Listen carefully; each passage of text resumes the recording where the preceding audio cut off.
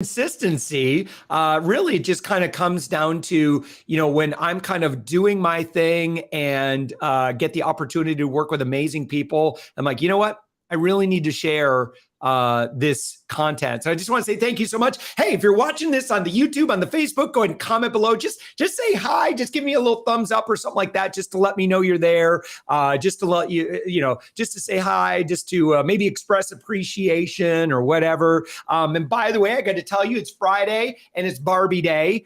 Tomorrow is Oppenheimer Day for the missus and I. But today I'm wearing the closest thing to pink that I've got, and I can't wait to go see it. I got my good friend Craig Andrews with us right now. And Craig, not only are you a friend, your partner, your client, I'm a client of yours. And this content today is so potentially life-changing. And I don't say that lightly. This is not hyperbole. I'm not overstating this because I want you to pay attention, because I need the engagement. I need you to pay attention to this because if you are in agency sales, if you are a consultant, if you are a coach, if you offer higher ticket engagements, right? If you do account-based relationship-oriented sales, what I'm going to share with you, no joke, may be the thing that is going to break the dam that you might be feeling if you don't feel like you are in the flow currently when it comes to sales. And it has to do a lot with where consumers' brains are today, particularly this year. So I don't know if you know what I do. I'm not going to go into that a whole lot, but what I can tell you is we've helped about 250 or so consultants, coaches, B2B service providers, agency owners. I'm a rainmaker for them. I fill up their schedule with high ticket introductions. Their ideal partners, investors, centers of influence, and mostly customers. So because of that vantage point, and because obviously that's what I do, and I get to talk with so many other people that are doing this work, I create great data around this. And I want to share just a couple of observations. Craig, I think it's weird that I haven't had you say hi first before I keep monologuing here. But Craig, why don't you say hi really quick?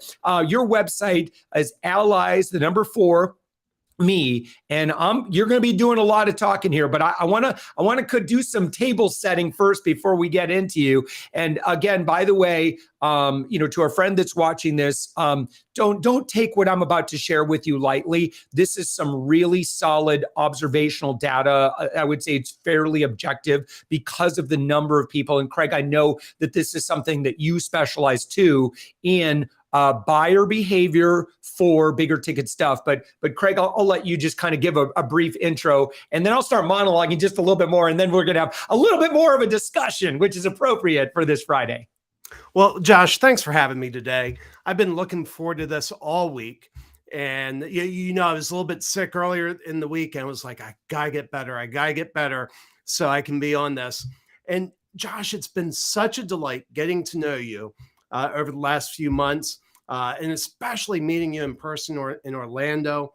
I appreciate your heart. And one of the things, I know one of your favorite books is The Go-Giver. And I think for anybody that's watching, if your heart is, hey, I'm going to come in, I'm going to take, I'm just going to grab, I'm going to extract value without giving value in advance, I think you're going to be disappointed. Oh, yeah. You're not going to like today. No. Yeah. So thank you for putting out that, Craig, for mentioning that filter. Yeah. The broy marketers that are just like trying to close people and collect that cash. And you don't really care about outcomes and people and making the world a better place. It's just all about that money for you. No, this isn't the message for you, but and I'll just kind of complete my observation of this is, again, if you truly want to create good in the world and you believe that getting paid is a byproduct of the value you create in the world, then this conversation is going to be for you. Yeah. Fair enough, would you say? Not only would I say this is fair enough, I'll say this, that what we're going to talk about today is something that you would proudly and eagerly send your best friend through. Yeah. If they had a problem, you would say, you need to go buy this offer because it is so incredibly good. It's the best advice you could ever give to anyone, especially a good friend. Yeah. Yeah. Yeah. And Craig, again, just to, one more underline and emphasis and, kind of stop the presses to our friend watching this here. I get to chat with 8 to 12 amazing consultants or experts or coaches or, agency owners every single week. I don't do live streams with too many people. I mean, it has to be pretty important for me to say, yeah, you know what? I need to do everything I can to help other people hear this. So all that said, let's get into this because let's talk about some of these observations. Now, a broader trend that we've seen over the past 3 to 5 years, and I'm going to kind of take some micro steps here with you, Craig, because I'm going to introduce a concept and then I'm going to share more observations. I want to start by maybe crediting the great work of Mark Schaefer, Marketing Rebellion. Okay, I've been studying and leading on consumer behavior for 16 years. Marketers have ruined everything. They really have. And I say that only a little bit tongue in cheek. When we have great ways of connecting with customers, they're typically pretty effective at first until you get cheap marketers who bastardize those systems. Case in point, email marketing, I think, used to be pretty easy. It's really difficult today to slide into someone's email, send them a bunch of cold email and hope that they're going to buy. It's just really difficult today. It's not that it doesn't work. It's just much harder to get positive ROI from that work and usually what it takes. And unfortunately, there's a lot of opportunity for collateral damage. Okay. Also, sliding into DMs. There was a time when LinkedIn Sales Navigator was pretty awesome. It's a lot more difficult today. What's going on? There's been so much noise coming from that and many other channels, ads, anything interruptive, anything where marketers are trying to get too salesy too quickly in the relationship creates a lot of distaste in the minds of consumers. And so what do decision makers do, especially if you get bombarded more so than the average person? You learn to set up protections, you set up walls, you start to close off all of that noise, and it's all just background noise. And you set up protection mechanisms too. Like today, Craig, I don't take calls. Like my phone, the only time my phone will ring is if it's one of my close contacts. Otherwise, it all gets screened and it all goes to voicemail. My phone is no longer a way to get a hold of me. And unfortunately, it's because I get, 5 to 10 offers every day for business financing and all this other crap, right? Yeah.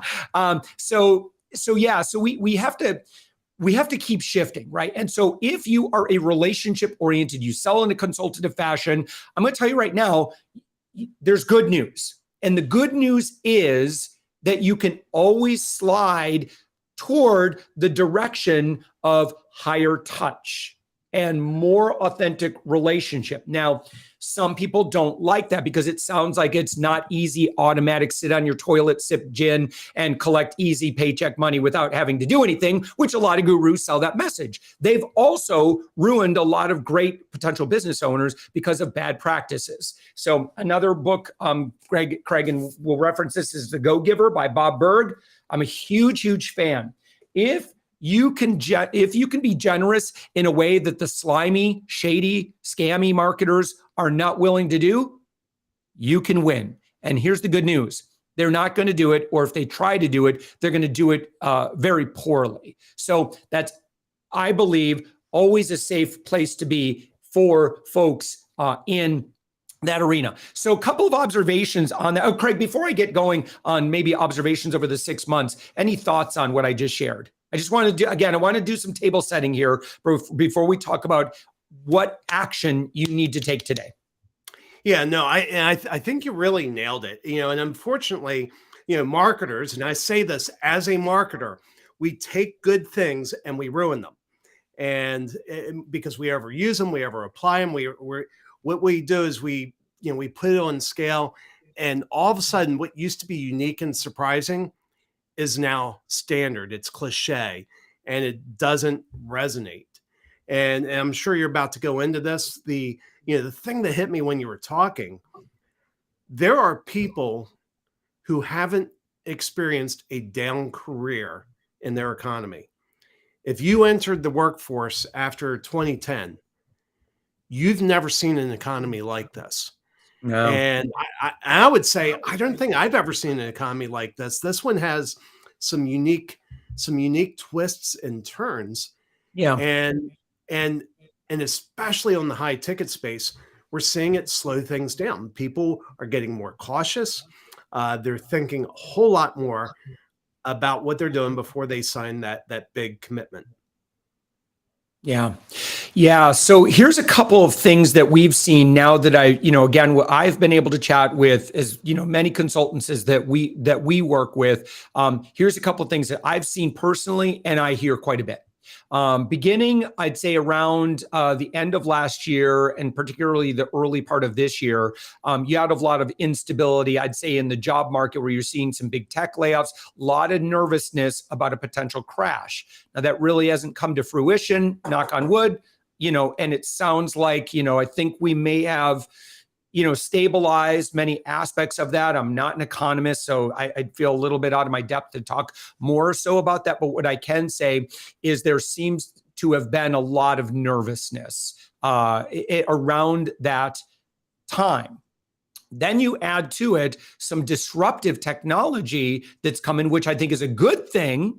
But again, it creates instability in the minds of those who are decision makers, because they don't want to make bad decisions with so much new stuff going on. What I'm talking about is innovations in AI, ChatGPT, and so forth, really stealing a lot of headlines. And it's absolutely impacting a lot of things within a lot of operations. So you add that to the mix, and here's what I've been hearing a lot. And here's what I've been hearing a lot of other consultants say.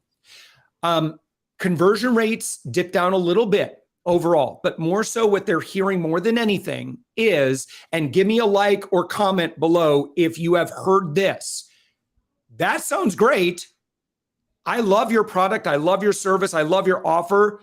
Let's look at that in Q3 or Q4. I can't wait. Look, let's do that. We need to finish up some other things first, and so there's this apprehension to for a lot of decision makers to get too far over their skis. So they're more conservative in their buying and their engagements. I'm seeing that a lot. And so what that's doing is it's stretching out and elongating and putting off buying cycles or sales cycles in a way that's pretty problematic and challenging for consultants and agencies. It's not for every sector. It's not every service provider, but it's a big market trend that's kind of a little bit outside of our control. Well, and Josh, I know you're an avid reader and you love studying history. There's a piece of history I think we should pay attention to. And if we go back to 91, I think you joined, or 92, you joined the Navy in 91, I believe, right? Somewhere around there. Yeah, 1990, August 13th, 1990. Okay, nice. So you remember the 92 election. And yeah, James Carville was Bill Clinton's campaign manager. And this is not about politics. Don't care if you like Carville or Clinton or hate him. Doesn't matter. Carville did something amazingly rare. Carville ran a campaign that unseated an incumbent president. And to just give you an idea how rare that is, that's only happened 3 times since the Great Depression. And so whatever you think about Carville, he was the second one since the Great Depression that did this thing that's rare. And one of the things he did was he put up on the walls of the campaign headquarters, "It's the economy, stupid." And the purpose of that was to focus the campaign on one message: elect us and we're going to fix this broken economy. And they won. And they won. And again, very rare. But here's what's really bizarre. The recession ended 18 months earlier. The recession ended in March of 91. So when Bill Clinton got elected on a message of we're going to fix the economy had been expanding for 18 months. And so when I look at that and say, again, don't care whether you like Clinton or Carville, doesn't matter. That's not the point. The lesson is, okay, the sting of a bad economy is going to have a lasting effect well into recovery. So I don't want to argue about where we are now. Are we in recession or not recession? I've heard both arguments. Don't care. I care more about how people feel. And it's what you're saying, Josh. People are cautious. They're being conservative with spending. And I think you should plan for that lasting at least another 18 months. Yeah. All right. Well, Craig, what do we do? If you have a nervous economy, and again, this is not everyone, this is not every service provider, this is not every industry, but it's a big impact that we've seen pretty, I guess it's a trend. It's absolutely a thing. So what do we do? And so typically, and I'll just speak to, how I would offer, kind of answer that question of, I'm having these people, they like my offer, they like me, but they're just nervous about buying. And it's because generally you've presented to them friction before they can get to the next step, that the friction is a little too high or the risk has too high perceived. It's just the risk is too high for them to engage immediately. So we're going to have to do something. And Craig, that's where I'm going to throw it to you because you have the answer. And by the way, I'll share my own experience because I've been working with Craig for a couple of months. So I'll kind of back you up based on kind of after you give us a little mini TED talk here. Well, let me start by saying I am a horrible salesperson. And I just suck. I agree. Same. Yes. And so this journey started for me back in 2017. I was trying to get sales going, and I'd done some sales training, and I would get on these calls and I would follow the scripts. I always felt slimy. They didn't work, and something had to change. And so what hit me was the thought that there's no sales pitch that can overcome a bad offer. If your offer's bad, there's not a salesperson you can put to present that offer that will help them sell it. But an amazing offer overcomes even the worst sales pitch. And I've fumbled some sales pitches, and I've thrown out one of my first time offers, and they're like, "Oh yeah, I'll do that." So it's less about selling; it's more about creating an environment where they want to buy. And so I started developing this thing called a first time offer. And in all fairness, some of their listeners will hear that and they'll say, "Oh, I've heard of something like that. It's like this or it's like that." And just like everybody else, I was starting with a base of information, and I was taking knowledge from others. And I think all I've done is apply it in a different way that works uniquely for high ticket sales. But my first time offer failed. My second offer failed. My third offer failed a little bit less. And it took about 18 months before it started working. But the way I would describe it is it's kind of like a coffee date. If we think about courtship, you don't walk into a bar and go up to somebody and say, "Hey, you're kind of cute. Let's get married." Or, whatever else. We would say that's inappropriate. You're asking for too much too soon. And so most of us know not to do that, and we don't do it. But for some bizarre reason, when it comes to business, that's precisely what we do. And I'm working with somebody right now. Their core offer is $1.2 million. And they were complaining, "Hey, sales have slowed down. It's 2023. Guess what? Sales have slowed down." And they were complaining the sales cycle is up to 18 months. And here's the reality. The need doesn't magically appear 18 months in the future. No, it just takes 18 months for them to get to the point where they trust you enough to sign that big contract. And so what we would like in a first time offer, it's kind of like a coffee date. You just like a coffee date, you take out all the risk. You drive to the coffee shop separately. You may not know where each other lives. It's during daylight hours. It's low commitment, low time. What the ladies tell me is they'll have a girlfriend that will ring in about 15 or 20 minutes to see if they need a rescue. And so, but you go on the coffee date because you hope for bigger and greater things. You don't go on a coffee date because you hope it fails. You say, hey, there's some potential here, but I'm not ready to make that big of a jump. I'm going to just take a small jump. And that's what a first time offer does, is it takes a small jump and it takes the risk out. You got to take the commitment risk out. You got to take the financial risk out. And here's the most important thing. You have to solve a problem. You can't solve a problem that you know they have that they don't know they have. You have to solve a problem that's hurting them so bad it's like somebody pounded their toe with a hammer. Oh. I'm sorry, Craig. Could you repeat that? I'm so sorry. I got distracted by something. What was that last part? So, we were talking about the elements that have to go into the offer. You have to take out the risk. You have to take out the commitment risk. You have to make it clear, hey, we're going to do this little thing together. And when we're done, if you walk away, that's okay. Yeah. Guess what? We may choose to walk away as well, because just like a coffee date, sometimes when you go on a coffee date, you get to the end and you say, you know what? You're a great person. I don't think we're great together. And that happens. And that's a good thing when it happens. You want to work with the willing, right? And this is, I'd say, the kind of the oldest sales 101. Some will, some won't. So what? Amateurs convince, leaders sort. I mean, that's just our job. And so,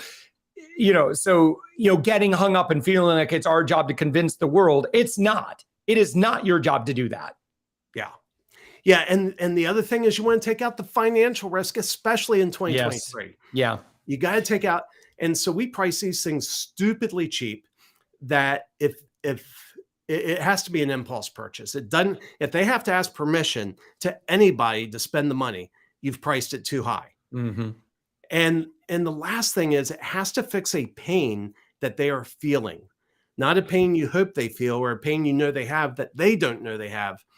It has to be a pain that they're so aware of. It's almost like somebody pounded their toe with a hammer. Mm-hmm. They know that pain is there, and you come in and you help remove that pain. Yeah. Craig, and I think we could offer a whole seminar on primary offer design, or kind of the main offer design. I think as far as books out right now, I think Alex Hormozi's $100 million offers book is pretty good on a lot of that. It's not for everybody, but I'd highly recommend this book for many agencies and service providers. I think there's a lot of good aspects in there. But one thing he doesn't really address real well, he uses kind of scarcity and urgency to move people over the hump. And I think there's a better way. Like, especially like, you can't do fake scarcity or urgency, because especially leaders will see right through that. Well, Craig, let's talk about first-time offers. Yeah. And so, let me give an example. I think everybody can relate to these two examples. Years ago, when albums were popular the first time, Columbia House Records had this deal where you could get 13 albums for a penny. So if you're the type of person that wants to build a record collection for 1 penny, they'll get you 13 steps closer to your goal. And it worked great. Columbia House made a lot of records. I talk to people every week that say, oh yeah, I became a member. Now, we would say that's a simple offer. And if you're a high ticket coach or consultant or agency, that structure of an offer is not going to work for you. You need a complex offer. So let me give another example. There's a guy named Bob Stupak who bought a dumpy old hotel at the end of the Vegas Strip. You now know it as this, he renamed it Bob Stupak's Vegas World. Now it's called the Strat, used to be the Stratosphere. And he was trying to turn it into something before it was what it is today. And so he ran an offer that said, give me $396. and I will give you 3 days and 2 nights in one of my deluxe suites. When you arrive, there will be a bottle of champagne waiting for you in your room. All of your drinks on property are free, whether you're gambling or not. Even if you're sitting in one of our entertainment lounges, you pay nothing more for your drinks. Not only that, but for your $396, I will give you $600 of chips to use in my casino. Now, if you're the type of person that likes to drink and gamble, it's hard to say no to that offer. Right. And we would describe it as a complex offer. It has 4 deliverables. We would say an effective first-time offer. And again, this is for people that have high ticket, usually B2B service. It can be B2C service. Usually it's B2B service. Sometimes it could be product. But if you're an agency or a coach or a consultant, this is you need a complex offer, a complex first-time offer to match the complexity of your core offer. And so the thing I love about Bob Stupak's offer is while it attracted his most profitable customers while repelling his least profitable. So you present that offer to me. I don't gamble. I'll drink some nice wine. I don't think that's what he was serving. I think it was something he poured out of a box and would have unlimited, wine out of a box. So that wasn't a good offer for me, but that's good for Bob because Bob didn't want me staying in one of the rooms in his hotel. He made the most money when every room in his hotel was packed full of people that like to drink and gamble because he understood his lifetime value. And he knew the lifetime value of a customer was made in the casino. And so his offer attracts the ideal client while repelling the non-ideal. And Josh, you mentioned, that's what when we were working together with you, I believe that's what we accomplished for you. We put some elements in there that are kind of repugnant to people that I don't think are good clients for you. And so the goal is to kind of push them away. But for people that are givers, people who like giving value in advance and have a generous personality, they're going to look at that and say, oh my goodness, that's me. And Josh is going to help me solve this pain in my life. Yeah. Yeah, I love that. Again, if we know our personas of who we work with really, really well, what their pain points are. You also know that these pain points, they're not going to apply to the people that you don't serve. But like everything we do, thinking about, I'm communicating right now to, for Savings Angel, it was like Sharon or Sally, I forget what her name was, but like we had a very clear picture of what her situation was and what she was stressing out about. And so every bit of content was directed at her. And that was really helpful for us because rather than thinking more broadly or generically or, it was very pointed. And it's like, and if you did not identify with that persona, this content's not really for you. But then again, you're not going to buy our products, so it's okay. Yeah. So Craig, you and I had the opportunity to design again a first-time offer, and that first-time offer really was helpful because, and I'll just kind of from a sales perspective, rather than me just saying, well, here's the deal. And listen, agency owners, this is where you want to start really considering what this might look like here. But what could you do? Well, actually, Craig, can I let you define the parameters of a first-time offer? Because I think you do that really, really well.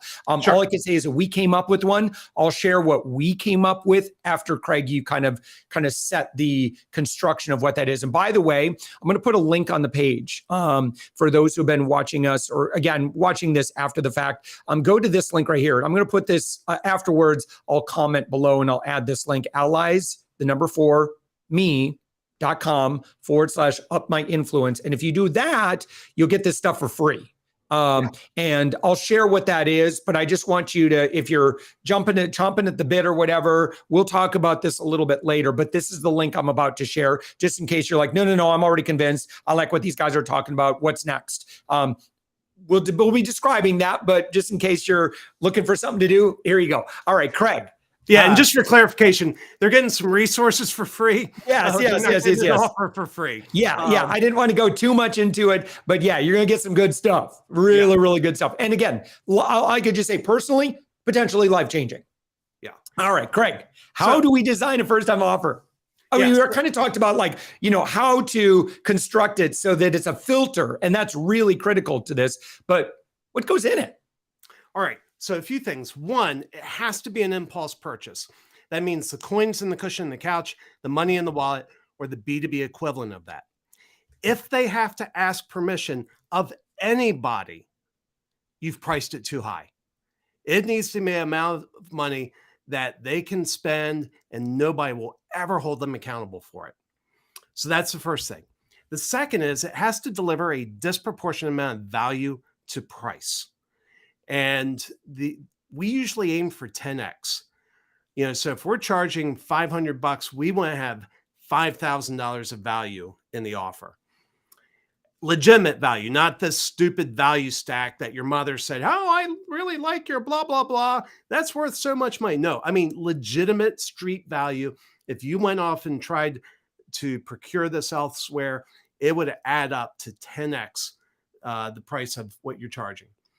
The third thing is it has to solve a problem. And I would say if it doesn't solve a problem, it's not delivering value. And so coaches, consultants, an audit doesn't solve a problem. It just highlights the problems that are there. And if you say, no worries, we do an assessment is a nice word for an audit. So, and I can't tell you the number of times I've given this talk and 30 minutes later, somebody will say, can I do an assessment? I'm like, no, solve a problem. And here's why this is important. I can't emphasize this enough. When you come along, somebody comes shoulder to shoulder with somebody and help them solve a problem in their life, it's going to build trust at a speed that's going to blow your mind. Yeah, Craig, show them that you can do this, not just give them more bad news. They already know, or they're suspicious that, and it's just more of a downer, right? And so sometimes then you get the response where they just want to put their head in the sand and they start avoiding you because you are going to be the bearer of bad news, right? So, there's that aspect of it, but it's not, you're not fixing any immediate pain points. You're just giving them maybe awareness, which is great. But guess what? Like SEO agencies, getting audits and that stuff's commonplace. Like white papers and blah blah blah. Like that's normal. But you actually doing something for them and presenting deliverables in a way they're like, this is valuable for us. Like I think that right? Isn't that kind of where we want to get to? Yeah, absolutely. Absolutely. And, and by the way, I don't know what your experience has been. I've found there's a limited number of people in this world that want to invite me in their world so I can critique them. Yeah. Which is an audit. So solve a problem. And that's so key. But here's the challenge. If you solve all their problems for a screaming good deal, they're going to thank you and go on their way and you're going to be poor. And so you want to leave the big problems unsolved. And that's the challenge in building the offers is, you're solving enough that you're removing a real pain in their life that they're like, yes, this is valuable. Please, let's do this. But leaving the bigger problems unsolved so they naturally advance to your core offer. And we would say that that's another thing is your offer needs to be structured in such a way that does naturally lead to your core offer. This is kind of setting up the glide path that once you solve this, if you do it right, the next conversation you're going to have with them is they're going to say, oh my goodness, this was so helpful. What's our next step? They're going to initiate the sales conversation. So if you're like me and you're not good at sales, it's great. It's wonderful. It's just a delight. I mean, and I've got somebody, just so you know, I mentioned in the green room that, we had somebody come in from Minnesota. they came in through our inbound marketing, and we just tried to add some value to them. And at one point, they raised a hand and said, "Hey, I forgot what they asked." And I said, "Well, why don't we jump on a call?" And we got on the call and we listened to them. Important. We listened. And when we got to the end of the call, it said, "You know what? We have this offer. We have this little mini project. Here's what's in it. Would you like to do it?" And they said, yes. And I'm not kidding. After that, we basically ignored them. They keep coming back and saying, "Hey, we're getting approval in our company. We're going to get this thing going. You will hear from us on August 4th. You see how the table's been flipped? I mean, if you've been in sales training, you don't get off a call until you have your next meeting scheduled.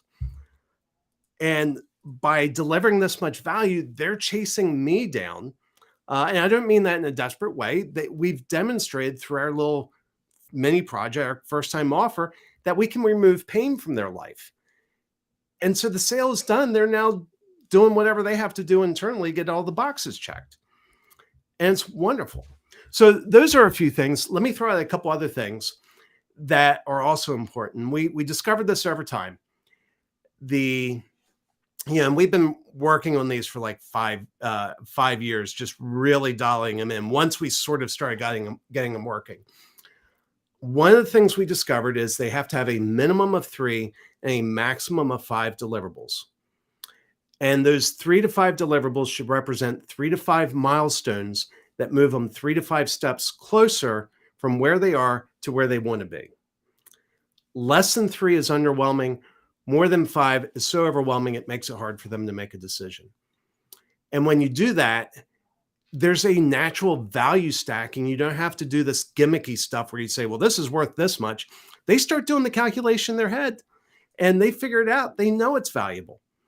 So that's one thing. Another thing is at least one of those deliverables, preferably a couple, needs to be the product of a co-working session where they're actually primarily responsible for developing those. It's their ideas. And that's important for getting buy-in. It also triggers a couple cognitive biases, the IKEA effect and the endowment effect, where their perceived value of that product is higher. If you do it in a way, which I'll tell you how to do this, just ask a bunch of questions. Your job, you're the bowling alley. Your job is to set up the bumper guards and have them roll the ball down the alley. And if you ask the right questions, they'll come to the right answers. They'll have ownership for those answers. And for them to not move forward would require that they reject their own ideas. Yeah. So, and the last one, this one gets complicated. I'll break it down, make it simple real fast. Let me give the complicated version. Yeah. And by the way, Tor, I just want to mention this before you explain this last point, let me put the link on. If you want the notes for what Craig is talking about, there is on this link right here, there is let me just share. Craig, do you mind if I pause for just a second? Because you're sharing so much information. I suspect someone's like, oh, I got to write that down. We got it all written down for you. And so this link right here, let me share my screen really quick, just so I can share this, if that's cool. And that's this page right here, alliesforme.com/upmyinfluence. It's free. And then just, you're going to get the guide to engineer your own first-time offer. You get 23 days of free access to the online course to help you create your own first-time offer. It's free. There's no cost to it. Here is, I'm just showing you what's behind the opt-in right here. We mercilessly studied this when you introduced this to us, Craig. And in fact, I'll share our story, but we didn't wait around. Like we decided we were going to engage with you, but I wasn't going to wait. I think it was like 6 or 7 days before I was going to talk with you next. I'm like, no, we got to get this going now. And so we were like building the airplane, while it was in flight. But I just wanted to share with you, this to our friend that's watching, just in case, because Craig, you're sharing a lot of really good information. Just go to this link. And again, after the fact, if you're watching this, I'll put this link in the comments below as well. Allies for me, /upmyinfluence. Again, it's free. Just opt in and you can grab this stuff. Craig, sorry about that. Back to you. Yeah. So the last deliverable should be the solution to a problem that's uniquely created by the preceding deliverables. And that's the complicated version. Here's an example that everybody relates to. If you buy a boat, you've got a new problem. Actually, you have a lot of new problems, but let's talk about the fun one. And I grew up on the Chesapeake Bay. I know I love boats, but I don't own one for good reason. The best boat is someone else's. And,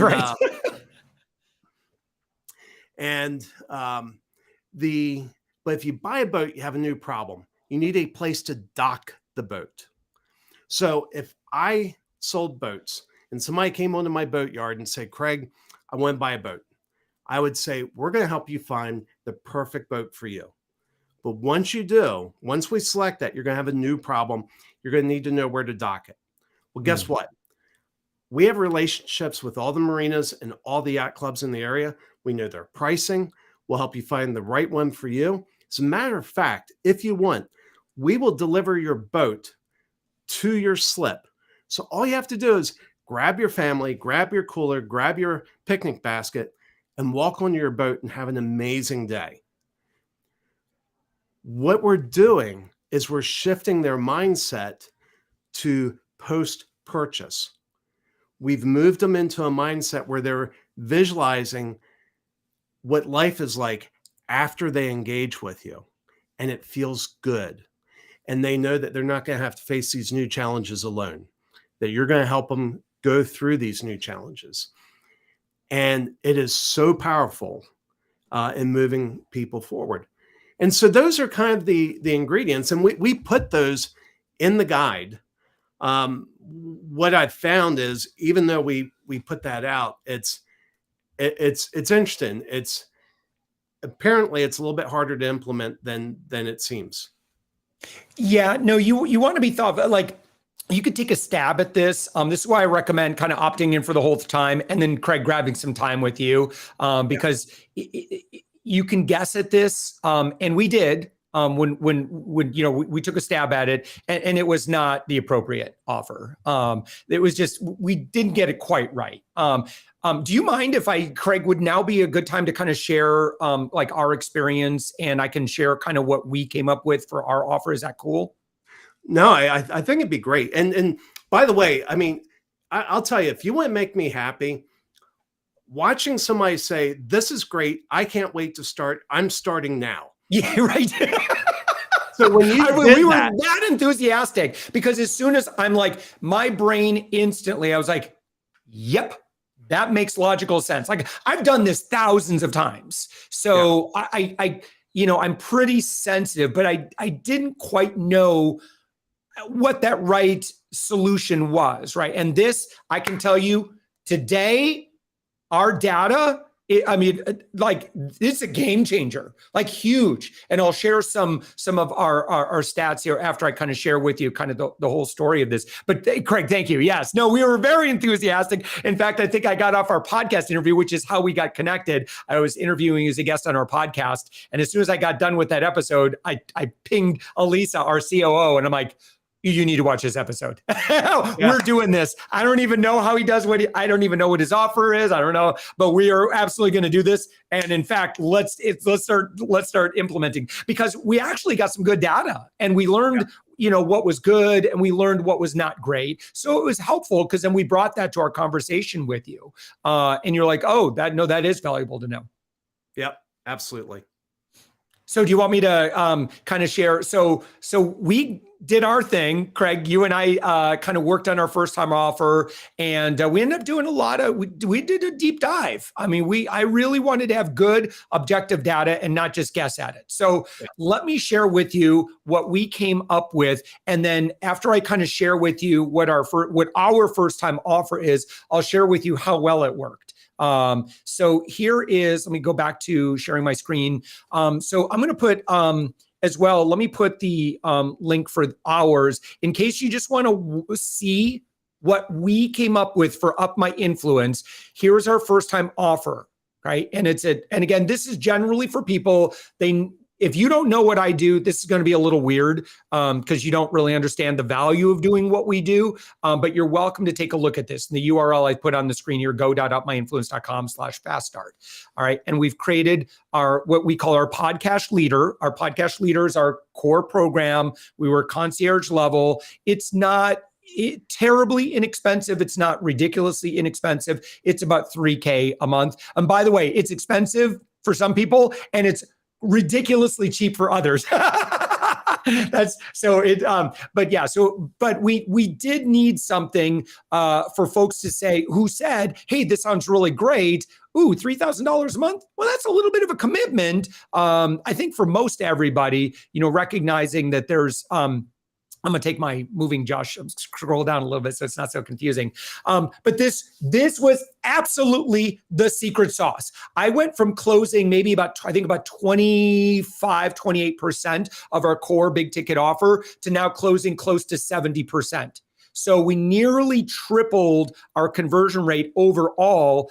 And right now, and it's still really early, about 2/3 of those people are upgrading to our full program. So we've effectively, Craig, just by putting this first time offer in here, we have absolutely doubled our conversion rate. The rate at which we are onboarding new clients has doubled. That is so insanely significant. I can't, like, for people who study sales development and sales systems and designing sales cadences and stages and all of that stuff, getting a 200% improvement, it's off the charts. It's like Looney Town kind of an improvement. Usually you're looking for marginal improvements of 5% would be amazing, right? And so to actually do a 200% and I'm not talking over the course of a year. I'm talking immediately. Those were our observations. I'd say, again, full transparency, we probably had a good 30, 45, 60 days of transition where things were a little bit different, right? So instead of enrolling as many big ticket people, maybe we enrolled far more people and a first time offer, but now all those people are starting to upgrade. So here's what we came up with. And I don't want to spend too much time on this, but I just want to illustrate just really quick how we implemented this. But for our people, and again, this may or may not be relevant for you. And if it's not, that means you're not our customer. If it is relevant for you, you're going to really love what you're reading. And so Craig, just kind of part of that natural filter. So one of the biggest things that we found as a frustration is our clients typically know a lot of really good people. They have amazing people on their email list, amazing people that they network and connect with, but those people are busy. And so what we're able to do is come up with this between a 1 and 2, identify who those amazing buyers are. Listen, we all have, I would argue, enough business in our existing networks already. We're just not presenting the right offer. We're not presenting the right invitation. You're presenting invitations that are not appropriate for your audience. So what we're going to do, what we discovered, is we need to come up with the perfect invitation and we need to come up with the perfect audiences within our client's existing network so we can start extending those invitations. And then part of that has to do with the generosity plan that we're going to come up with. And Craig, you and I were talking about this before. This is not going to appeal to everybody. Like, you might hear me talking about, we're going to create a generosity plan, and you might go, I don't want to do that. And that means you're not an ideal customer for us. That's okay. We want people that are heart-centered. They like other people. They want to show up in a positive way in the world. And so, these 3 things are very, very core to what we are going to actually do work together. So we came up with a smaller scope project that not only provides them a ton of value right out of the gate, but also it validates our future work together. Or at least the way I present it to them, Craig, is I say, listen, why don't we validate this concept? Sounds like there's probably a good fit here, but so we don't have to get too far over our skis, or, we can walk before we run. Let's test it out. Let's get some data and let's see if this makes sense for you and I to work and partner together. Sound good? Yeah. Great. It's $497. And we're going to do all of these things. We're going to work together, and I'm going to promote you into our network. Of course, I'm able to kind of talk about who we work with and who's in our audience. So we're going to deliver a lot of it. We're going to promote that client. I mean, they're like this right here. This is thousands of dollars of value that we're putting here, many thousands of dollars of value. We're also going to give them basically exactly what they are going to do over the next 90 days with this data. So it's actionable. They can do stuff with it. It can absolutely drive enormous ROI from this work together. And then, of course, we throw in some bonuses. Some of these bonuses handle objections. Some of them are just like, okay, now it's like it's impossible to fail on this, right? So we're going to get them as a guest on. I'm not a podcast guesting agency, but we know a lot of podcasters because we've launched over 200 of them. So even like the bonuses are worth the $497 by itself. But we're just, again, throwing that in. And then as well, spoiler alert, and I don't know if, Craig, you want me sharing this, but as an extra added bonus, I don't even advertise here, is we will apply, and I don't know that you do this all the time, but in our case, we decided for now that we'll actually apply that $497 invested into any future additional work, a la, kind of our main concierge program. So this absolutely, now, and I'll just share, I shared this with you, Craig, privately before we talked too. Psychologically, like, because I do sales. I'm, again, not great at sales. I'm good at networking and building relationships with folks, and I love doing good in the world. But what's nice about this psychologically is, I close way more deals. I close 3 times more deals overall in a given week. So it feels good. So you don't have those stretches. One thing, Craig, that's just so maddening and so frustrating for so many coaches, consultants, and agency owners is when they feel like they hit a dry spell. Dog days of summer, some folks might be experiencing right now. At least you can get people going, right? And you can start that. So you feel those psychological wins, which is not to be, I don't want to understate that. It's really valuable. When you don't, you feel like you're a loser because there hasn't been new activity for a few weeks or a couple of weeks. Like, that's hard. That's really emotionally hard. So anyway, so that's kind of what we came up with. So again, long and short of it is 200% increase in new clients month after month now in just our first 6 days. And this is with half of those people coming in with not a great first time offer. It's gotten even better now. But again, I don't need everyone to buy.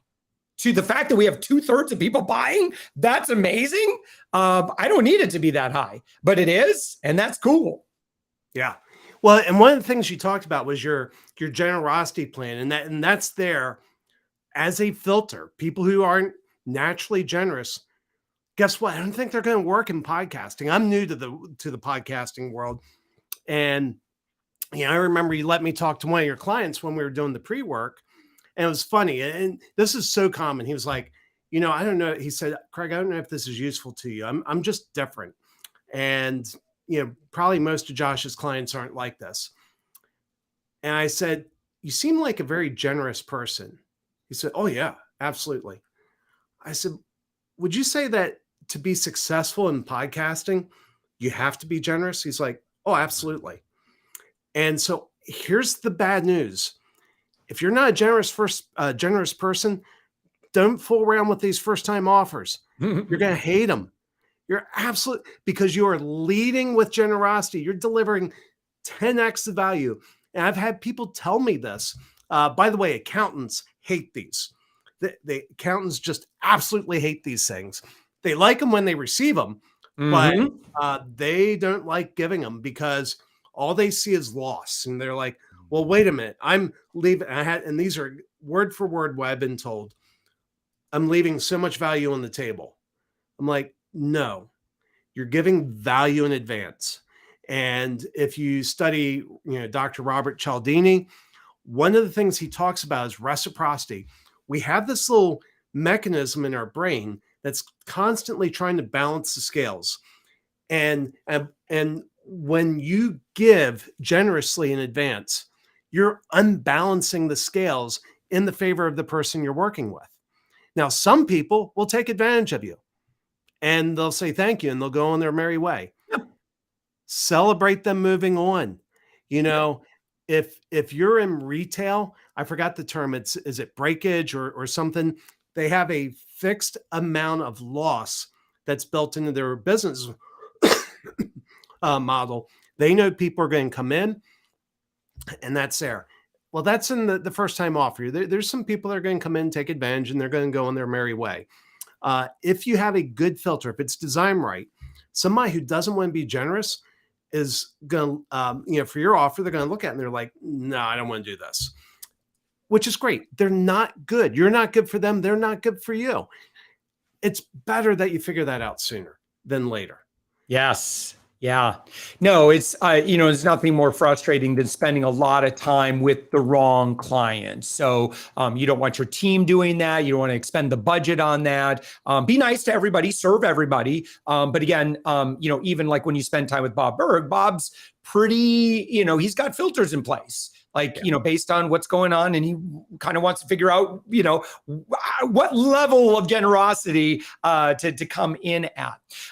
So Craig, I need to close up here. Man, thank you so much for doing the overtime here. This conversation, I think initially we were thinking, probably 20, 30 minutes. We're now getting on an hour. So listen, I'm so excited and enthusiastic for to our friend that's been watching this now. This absolutely, I could just tell you, I don't get this enthusiastic about a lot of marketing stuff. This one I am. I truly believe that for this moment right now, when we look at where decision makers' brains are, everyone's a consumer, and consumers' brains are a little frazzled right now. And there's a lot of things that have kind of moved us to this position. Lead gen, the traditional lead gen just not working the way it was. Sales funnels not working the way that they used to. So you're going to need to evolve. And again, I would, my bias is that I believe that the highest level of evolution when it comes to sales is truly being that heart-centered, relationship-oriented, empathic, truly wanting the best outcomes for other people, help other people get what they want. You'll get everything that you want and need, kind of thing, right? And this, Craig, I was sharing with you previously too. I love being able to offer something that's extremely low risk. I don't offer it to everybody. I don't recommend the first time offer to everybody. But if I feel like I think we could co-create some great success together, I will present this. And it feels so good if I'm truly wanting to be empathic to their buyer journey and their concerns, their skepticism. Maybe they've been burned in the past. Like, I love being able to say, well, let me assume a little bit of risk in this relationship by giving you way more value than you're going to give me money right now. And let's test this out and see if it works. If it works, great, we can move forward. If we're not feeling like it's a great fit, that's okay. But I'm still going to give you far more value than the money that you're going to give me. And it's such a super low risk for at least us to have a second, third, and fourth date. And then we could, because right now, another thing too, Craig, and I'll just say this, a lot of times people are wanting to make these big decisions on a subset of data, right? So if someone wants to buy your product and all they do is just grab one 15, 20-minute call, do they have all of the data that you hope that they could have so that they could make an informed buying decision? Chances are they don't. So this allows them to get to know your culture, get to work with you and your team, get to spend time in your world. Guess what's going to happen? That relationship is going to deepen, that trust is going to build. And they're really going to start to see, if you're good at what you do, if you're not good at what you do, by the way, you might not want to offer a first-time offer either, because people are going to figure that out. You can't fool anybody. I believe you can't fool anybody in marketing today, but certainly with a first-time offer, you need to back it up. If you're good at what you do, I think you need to get going on this immediately, because it's going to truly show people and demonstrate to new clients exactly what you're able to do. Craig, any final closing thoughts here? No, we've covered so much, and we could talk for another hour. There's so many facets to these, and it gets me excited. But it's, I just appreciate you, Josh. I love the time that I spent with you and Elisa in Orlando.